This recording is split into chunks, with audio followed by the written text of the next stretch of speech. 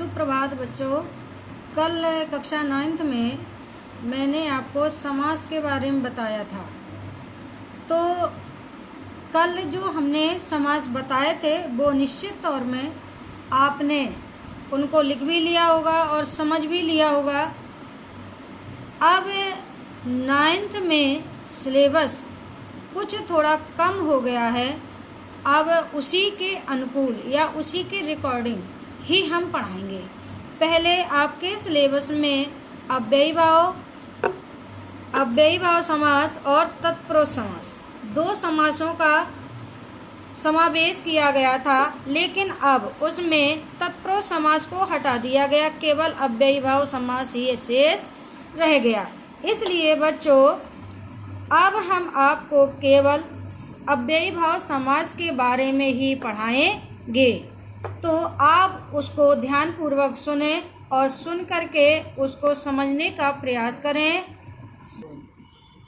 अव्ययी भाव समास बच्चों, सबसे पहले हमने आपको बताए थे कि समास के कितने भेद होते हैं। तो समास के 6 भेद होते हैं। नंबर 1 अव्ययी भाव समास, दूसरा तत्पुरुष समास, तीसरा कर्मधारय, चौथा द्विगु समास, पांचवा द्वंद्व और छठवां बहुव्रीहि समास।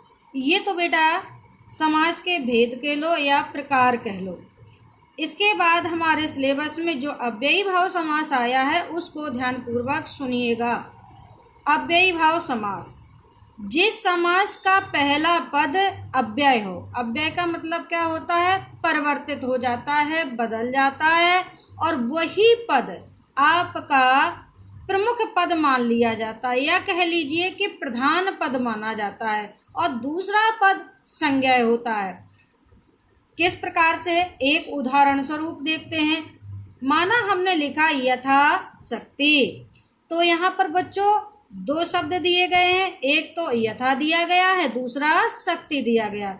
हमने आपको समास की जब परिभाषा बताई थी तब क्या बताया था बच्चों? जिस समास का पहला पद अव्यय हो, अव्यय का मतलब बदल जाए या परिवर्तित हो जाए, तो पहला पद हमारा क्या है? यथा। हमारा पहला पद है यथा। यथा मानी क्या होता है? इसका अर्थ जैसे। अब हम यहाँ जब इसका विग्रह करेंगे तो यथा का क्या बना लेंगे हम? जैसे। और शक्ति जहाँ है वैसी ही शक्ति बनी रहेगी, तो जैसी शक्ति हो। अब हमें अपना जो वाक्य है उसको बहुत अच्छा बनाना है और बहुत अच्छा देखने और सुनने में लगे। इसके लिए हमें क्या करना पड़ेगा? यथा को हमने जैसे में बदल लिया, तो फिर हम इसको जब बनाएंगे तो कैसे बना देंगे? शक्ति के अनुसार। ये क्या? यथा हमने शक्ति के अनुसार में बदल दिया, अर्थात हमारा यथा परिवर्तित हो गया, शक्ति तो जहां थी वहीं पर रही। तो बच्चों ये क्या हो गया आपका? अव्ययी भाव समास। प्रतिदिन, प्रति मानी हर दिन, एक या दिन। तो इसका जब हम विग्रह करेंगे बच्चों तो क्या हो जाएगा? दिन दिन। प्रति मानी एक और दिन एक दिन, तो क्या हो गया? यहाँ एक दिन और फिर दिन आ गया, तो क्या हो गया? दिन दिन। प्रतिदिन, तो यहाँ हो जाएगा दिन दिन। ये भी हमारा अव्ययी भाव समास है।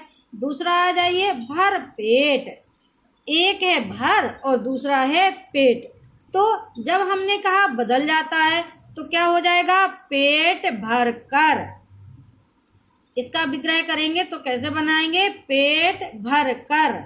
यथा संभव, तो जैसा संभव हो। विग्रह कर देंगे इसका, जैसा संभव हो। यहाँ पर मैंने कुछ नहीं इसलिए बदला क्योंकि ये जैसा संभव हो ये वाक्य हमारा सुनने में और देखने में और लिखने में भी बड़ा अच्छा लग रहा है, तो इसमें कोई बदलाव करने की आवश्यकता नहीं है। जैसा है वैसा लिख दीजिए। तो क्या कर देंगे? जैसा संभव हो। यथा क्रम, यथा मानी वैसा, यानी कि जैसा था। क्रम मानी क्रम, तो क्या हो जाएगा? क्रम के अनुसार, जैसा क्रम चल रहा था उसी क्रम के अनुसार। निडर, नी मानी क्या होता है बच्चों? नहीं, यानी कि बिना। डर मानी डरना, तो नी मानी नहीं और डर मानी डरना, तो क्या हो जाएगा?